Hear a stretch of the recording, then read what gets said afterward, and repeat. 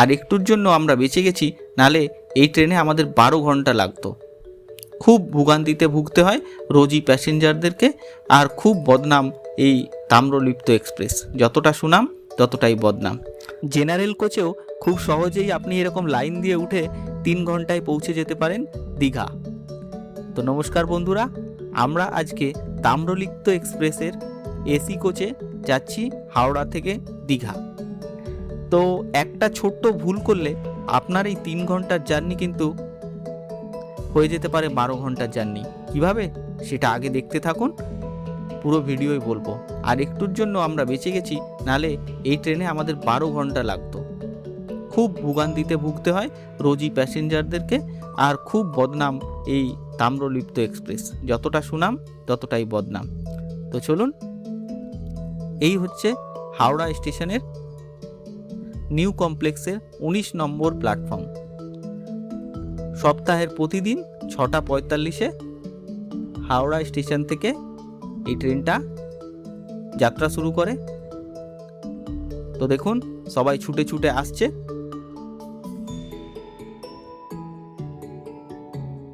এই ট্রেনটা ধরার জন্য বেশিরভাগ মানুষকেই, যারা হাওড়া থেকে একটু দূরে থাকেন, ভোর 3টে-4টে ঘুম থেকে উঠতে হয়।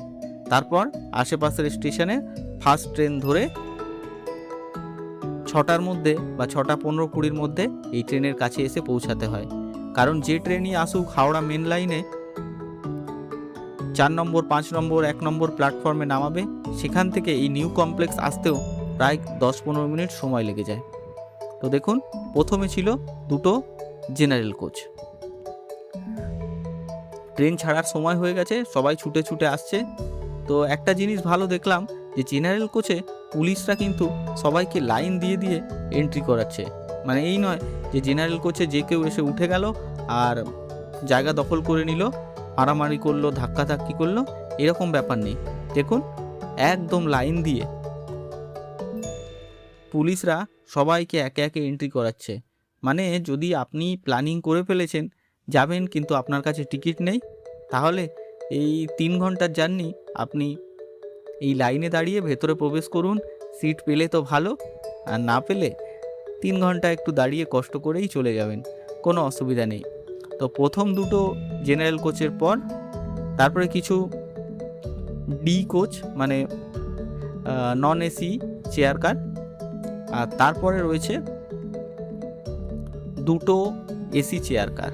তো আমাদের আজকে এসি টিকিট ছিল, কিন্তু আমাদের সবকটা টিকিট একসাথে পড়েনি, একসাথে সিট পড়েনি।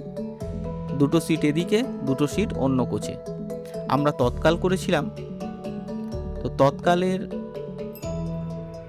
এই এসি কোচের একটা টিকিটের দাম আমাদের 525 টাকা করে পড়েছে। আপনি আগে থেকে যদি টিকিট কাটেন তাহলে 390 টাকায় হয়ে যায়। আর যে জেনারেল টিকিট আমি দেখলাম, তার ভাড়া মাত্র 95 টাকা। আর আপনি যদি আগে থেকে নন এসি কোচের টিকিট কাটেন সেটাও 100 টাকার মধ্যে হয়ে যায়।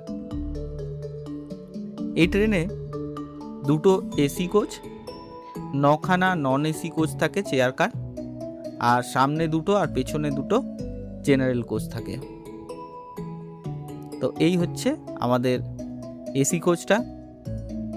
মোটামুটি বেশ পরিষ্কার পরিচ্ছন্নই ছিল, আমাদের বেশ ভালোই লাগছে। তো ট্রেন এখনো ছাড়েনি।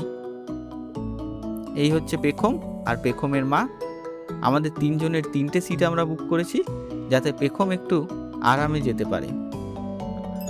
অনেক সময় বাসের অপশানও থাকে, কিন্তু বাসের জার্নিটা আমার এতটা খোলামেলা মনে হয় না বাচ্চা নিয়ে, কারণ বাচ্চা অনেক কান্নাকাটিও করে একটু ঘোরাফেরা করার জন্য, আর একটু স্পেসের জন্য আমার ট্রেনের জার্নিটাই বেশ ভাল লাগে। এই যে সামনে একটি নদী এসছে, তো এটা আমার মনে হচ্ছে কোলাঘাট।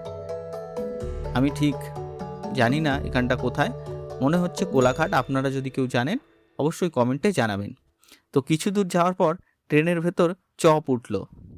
তো এটা বলা হয়, সবাই বলছে পাঁশকুড়ার চপ, পাঁশকুড়ার চপ। তো একটা ডিমের চপ ছিল, নামটা বেশ ভালোই নিল, 20 টাকা এক পিস। কিন্তু টেস্টটা বেশ ভালোই ছিল। কিন্তু দীঘা পৌঁছানোর পর এই চপ আমরা যারা যারা খেয়েছিলাম তাদের 2 দিন বেশ ভালোই শরীর খারাপ হয়েছিল। তাই এই চপ খাওয়ার আগে একটু ভেবে চিন্তে খাবেন। তো দেখতে দেখতে আমাদের ট্রেন চলে এসছে তমলুক। এবার বলি আসল কাহিনীটা।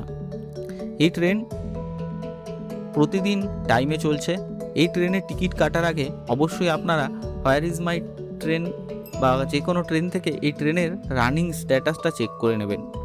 তো আমরা রোজই রানিং স্ট্যাটাস দেখছি এবং ট্রেন টাইমে চলছে, এবং সেই অনুযায়ী আমরা ঠিক করে রাখলাম যে এই ট্রেন ধরতে গেলে, আমি যেহেতু হাওড়া থেকে অনেকটা দূরে থাকি ব্যান্ডেলের দিকে, তো আমাকে 4টের ট্রেন ধরতে হবে এবং 5:30টায় পৌঁছাতে হবে।